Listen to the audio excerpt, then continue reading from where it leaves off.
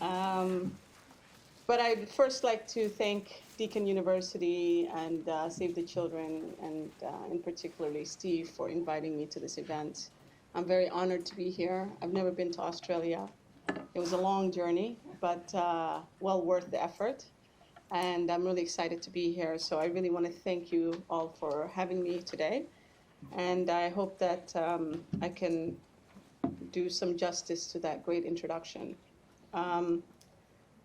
So I would like to first start off by telling you a few stories about my experiences.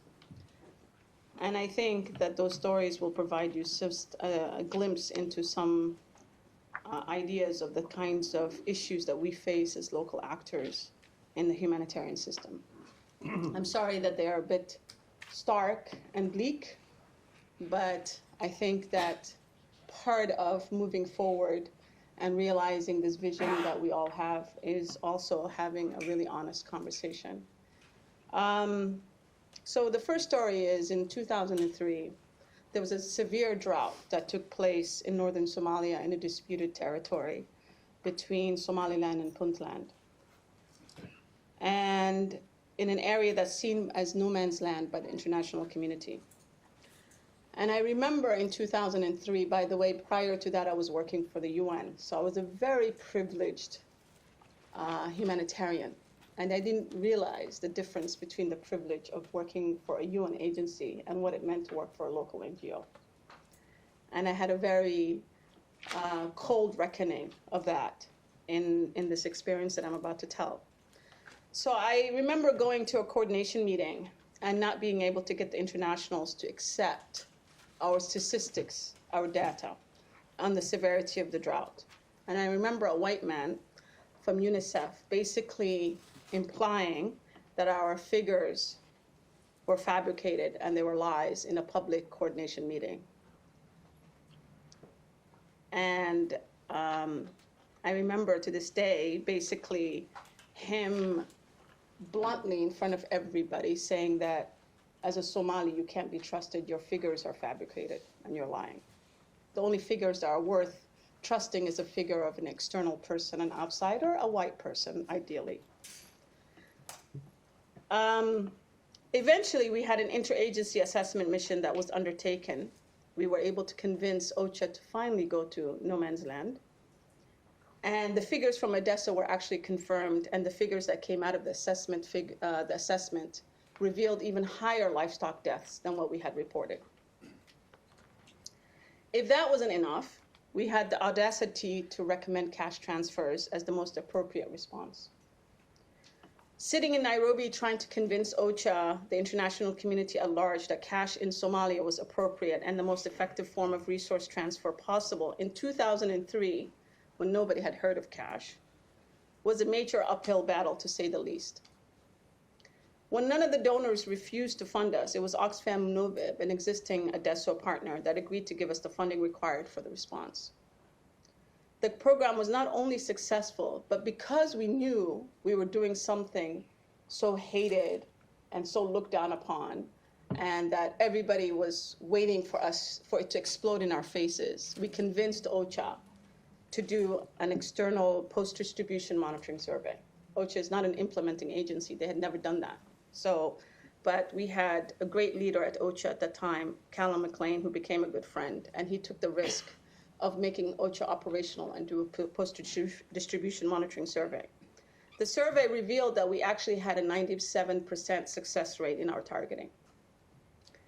This eventually led Adeso to develop the inclusive community-based targeting, ICBT methodology, and then training manual along with this, plus a full cash guidelines, training guidelines. We learned that people in the aid system didn't know how to do targeting properly, whether for food or cash, which was new. And then often EU funded Adeso to do a series of trainings for UN and INGOs on cash throughout Africa, including, ironically, UNICEF staff members. From 2003 to 2012, I was a leading advocate both in Somalia and globally on cash. And we believe the success we had in changing the acceptance of cash in Somalia had an impact on the global acceptance of cash. if we could do cash in large scale in 2011 famines in Somalia. Again, that advocacy and the response was led by Adeso, a local NGO. Then why can't cash be done in more secure environments in large scale, such as Pakistan, Indonesia, or even South Sudan? So that was one story. Then in Liberia, a member of NEAR Network is a global civil society network that Adeso founded. Her name is Naomi. Was telling me her story one day as a leader of a local NGO in Liberia during the Ebola crisis. She told me how one of the issues they identified that was contributing to the spread of the disease at schools was lack of proper hygiene facilities. So she designed some kind of unique sink that had a foot pedal so that people didn't have to touch the handles. She went to an INGO to present the concept and the design to seek funding from them. They sent her away saying, nice idea, but we aren't interested. She said in a month or so, she saw that same INGO taking her idea and was distributing the sinks to schools in the city. In Nepal, during the earthquake, a local NGO told us about how an INGO partner offered to give them funding, but on the condition that they receive 0 overheads. They said, but how can we pay for the cost of our office and staff if we don't get overheads? The INGO refused to give them $1 in overheads. They came together and discussed the issue and agreed that they had a moral obligation to accept the money and forego the funding of their salaries to help their people. Basically, this local NGO was co-financing, subsidizing an international donors program in their country without any visibility or recognition as a donor. In Somalia now, there's a local NGO that is on a UNDP blacklist, which is publicly available to everybody. That local NGO claims that an incident occurred in 2014 where a UNDP staff member asked for a bribe from a junior project staff of that local NGO. That junior project staff, without the knowledge of senior leadership and even consulting senior management, agreed to give the UNDP staff member a bribe. Over 2 years later, eventually UNDP found out about this bribe and initiated an investigation, inquiring about this bribe to the leadership of the local NGO. The leadership wasn't aware of it, and the junior staff at that point had already left the local NGO. So they didn't have any information to offer UNDP, as they were also in the dark about the incident. UNDP fired their staff. Then they blackmailed the local NGO into signing forms accepting responsibility for the situation, threatening that if they didn't sign, the matter would be public and they would lose all donor funding. They signed the documents. UNDP took another year or more, and then finally, without warning, the local NGO found themselves on this blacklist, which became public and was going around to people working all over Somalia. I even received this list on WhatsApp one day. That's how I found out about this.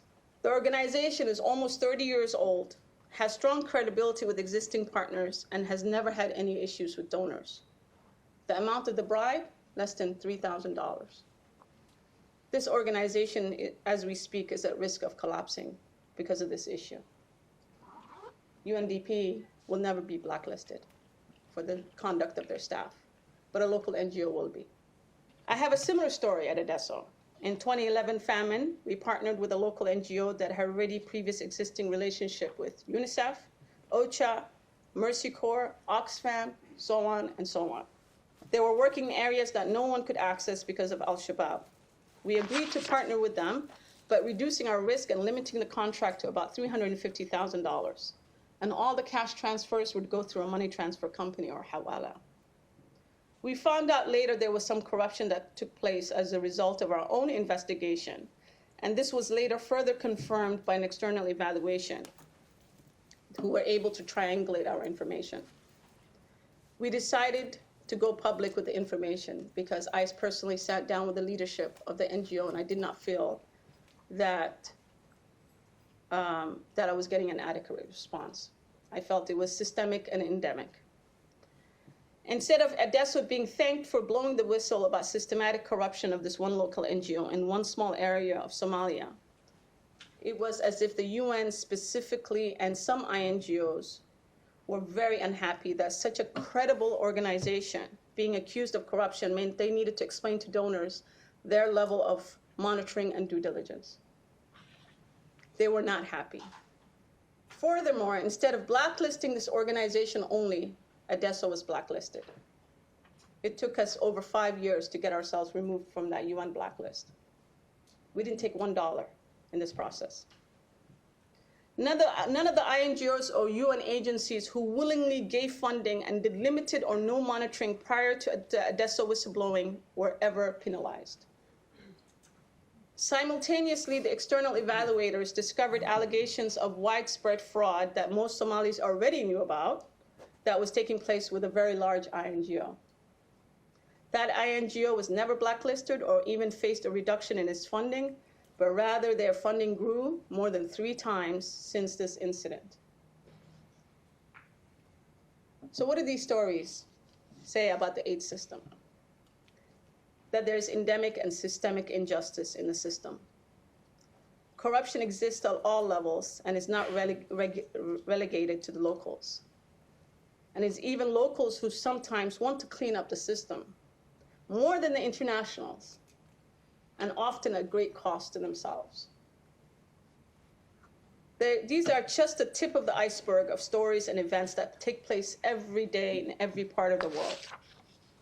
We're not even talking about stories of safeguarding issues against affected children and women. The other takeaway is that we keep talking about innovation, but the real innovation is with local actors who understand the context intimately, who have the passion to dream big, and who can dare to come up with new solutions to existing problems. What they often lack is credibility and access to donors to get these ideas funded and scalable.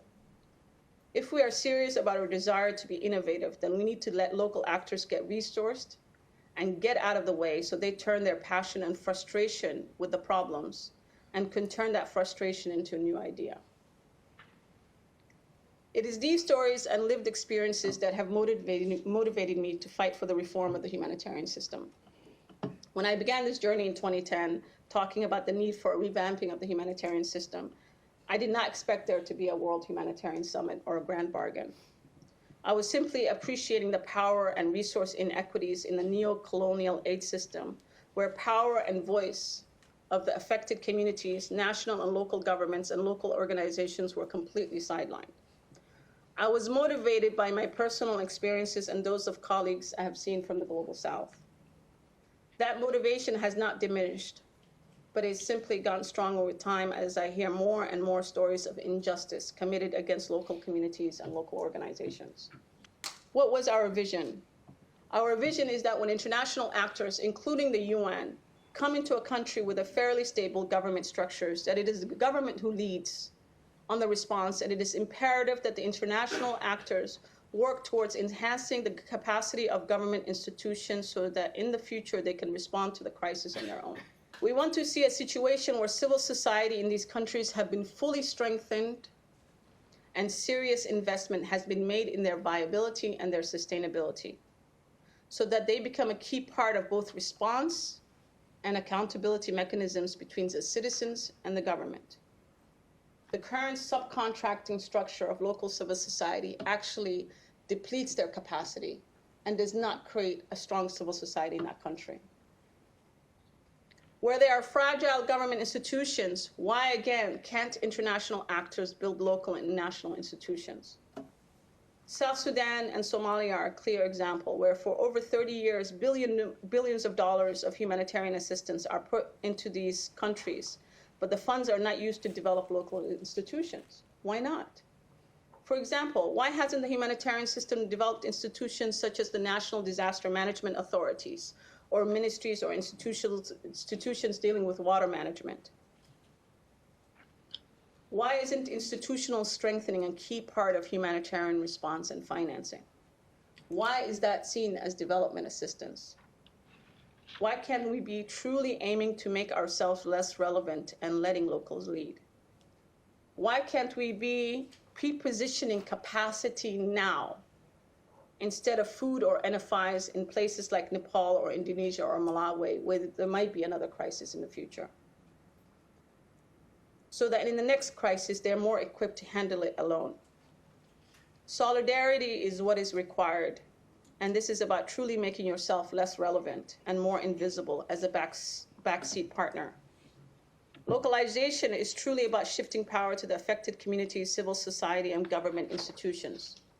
To do localization effectively, it means we must also question the future role of UN agencies, the cluster system, HCTs, INGOs, and the entire infrastructure that has been built around the leadership of international actors, often based in the global north, to humanitarian crises where those impacted are in the global south. It's been 3 years since the World Humanitarian Summit when we launched NEAR, the Global Civil Society Network, working to transform the humanitarian and development aid system. It is also the WHS that the Grand Bargain was launched, where commitments were made, including 25% direct funding to local actors by 2020. We have only a year and a half to meet the various targets and commitments expressed in the Grand Bargain. What happens after 2020? Do we shelve it and wait for another 10 years where we have a crisis of consciousness and feel a sense of urgency to create another instrument to again attempt at transforming the system? I believe we need to reimagine the Grand Bargain 2.0, where it now becomes a proper negotiation mechanism with national governments in the global south, and real monitoring and targets are clearly outlined for accountability purposes. The Grand Bargain is still an OECD mechanism. NEAR is still one of the only global south signatories to the Grand Bargain. National governments in the global south almost have no clue about it or simply don't care because they've not been engaged. If we want to include the governments and civil society of affected communities, then it needs to be completely reimagined. Why can't we operationalize and contextualize the Grand Bargain at national and regional levels with the AU, ASEAN, and national governments agreeing on the most appropriate mechanisms for implementing and monitoring the Grand Bargain, with the government and civil society leading in that process? Why can't donor support organizations such as NEAR and engaging civil society and the governments in undertaking consultations and developing mechanisms for taking the Grand Bargain forward at national levels? We also need to create new infrastructure, the pipes to deliver assistance in the 21st century.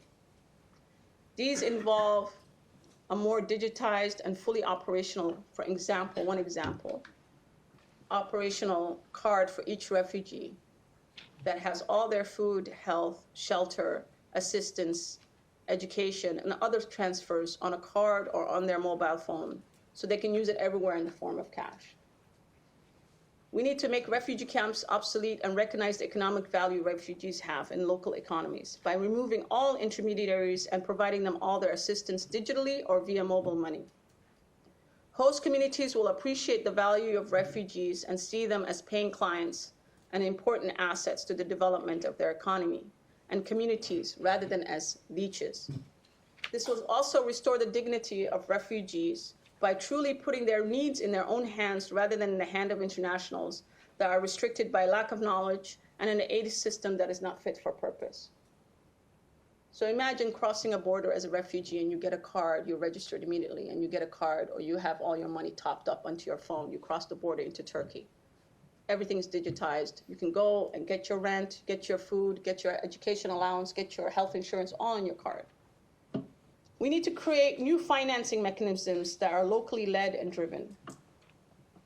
These are national funds that NEAR has been proposing for the past 5 years as part of our advocacy of the 25% target at the Grand Bargain negotiation.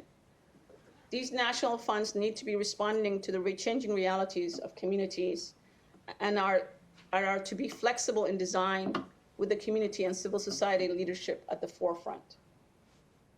They are also meant to mobilize local philanthropy and create a sense of dignity, where communities, their private sector, and diaspora also mobilize resources, and these resources become visible and accountable in the way they haven't been so far. International funds should be used to leverage local giving by incentivizing match giving. For every dollar the communities raise, the international donor will match it or double it. Rather than it becoming a fund that is 100% dependent on generosity and changing priorities of international bilateral donors, the funds will explore all avenues for sustainability, including creating endowments and investments. Imagine a network of national funds in Pakistan, in Liberia, in Malawi, in Somalia. There are actually global south-to-south learning, global south-to-south giving. A crisis happens in Pakistan, Somalis donate to the national fund in Pakistan. People in India donate. I believe it will happen. People in India will donate to that fund. Creating these kinds of mechanisms that are not dependent on DFID or Australia Aid or whoever, but are actually mobilizing local philanthropy. We believe we have a lot of resources and money in the Global South, but it's just not tapped into properly. Do you know that World Vision, a few years ago, claimed that a third of their funding globally was coming from the Global South? A third. And particularly where? Asia. But that's not being tapped into by local actors, by local funds, and it's not being properly incentivized. Rather, we are still stuck in the old-fashioned bilateral donor funding. Can you imagine these funds also having endowments, investment mechanisms? For every dollar, 10% is going towards investments so that the funds become sustainable?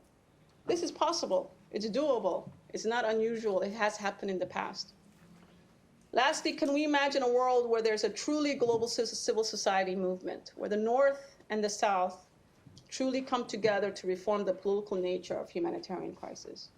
This is the crux of the problem. Everybody thinks localization is just about money. It's not about money. The true solution to humanitarian crisis is to not have them to begin with. Prevention is impossible if there are no serious reforms of the international political architecture, such as the UN Security Council. The migration crisis of Europe was a manifestation of a political crisis of the Security Council.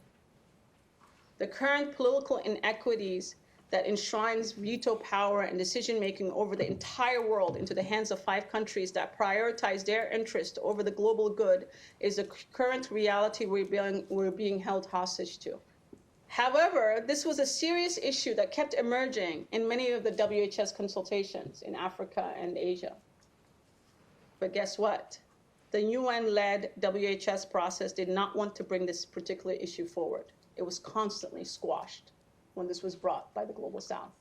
I remember a nun from Southern Africa, I can't remember, it was Malawi, another country. She said, you know what? She stood up in a room just full of Southerners as part of our near consultation, and she raised her hand and she said, I don't want their money. Let them have their money, the North. We don't want their money. Just tell them to resolve 3 of the biggest crises in the world right now that they've created, that they're instigating, that they're part of. Tell them to solve 3 of them. Tell them to solve DRC, tell them to solve Syria, tell them to solve South Sudan, and we're happy. How are we to effectively address the next big climate change disasters in Asia and Africa if we don't address the political root causes of these crises? For me, what is required is a global civil society movement and solidarity on this issue. INGOs in the North need to have the courage to use their resources and advocacy power to tackle the reformation of this unequal and unjust system. To do that, they need to think less of their bottom line from their OECD donor countries, and think more about doing what is right. That's very hard if you become a one-time billion-dollar corporatized INGO. It's very hard to give that up. So that I hope post-2020 and by 2040, we're not having these same discussions again. I hope that we're able to see the fruits of our courage and audacious dreams. I hope we see a more resourced and sophisticated global South civil society that is both an accountability mechanism to national governments, but is also not seen as a threat by their governments. I hope to see a more meaningful and real partnership between civil society globally, both in the North and South, where power and resources are honestly negotiated and shared. I hope that we have done away with refugee and IDP camps, and all vulnerable people globally are receiving their transfers on a biometric digital card or on their phone, and they have been fully integrated into host communities. I hope that we have transformed the UN Security Council and even financial institutions such as the World Bank and IMF, where neo-colonial distribution of power no longer exists and power is more equally distributed in order to create a more just world. I don't think my dreams are an impossibility. It is only through dreaming that we make change happen. It is these dreams that drive and motivate us. It is these dreams of hope that allow me to power through the current disheartening pool of continuous injustices that I see.